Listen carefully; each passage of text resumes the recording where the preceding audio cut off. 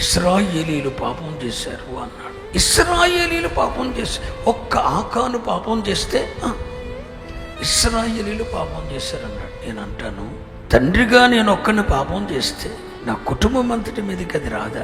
ఇశ్రాయేలీయులు పాపం చేశారన్నా, నీ ఒక్కడి పాపం నీ ఇంటి మొత్తానికి సరిపోదా?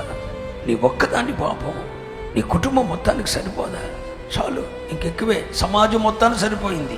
ఒక్క ఆకాను పాపం సమాజం మొత్తానికి సరిపోయింది. నీ ఒక్కడి పాపం, నీ ఒక్కదాని పాపం నీ కుటుంబ వ్యవస్థ అంతటి మీదకి రాదా? రాదని నువ్వు ఎందుకు అనుకుంటున్నావు? నీ ఒక్కదాని పాపం, నీ ఒక్కడి పాపం చాలు నీ ఇంటి మొత్తం ఓటమి పాలవటానికి అని చెప్తున్నా.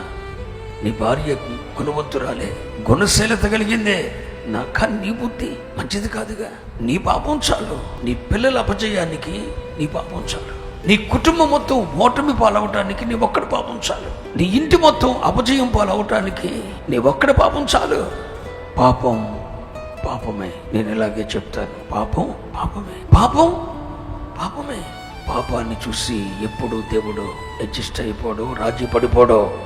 పాపం ఎడల ఆయన ఎప్పుడు కూడా తీవ్రమైన అయిష్టతను మాత్రమే కలిగి ఉంటాడు. పాపం ఉన్న చోట అపజయం ఉంటుంది.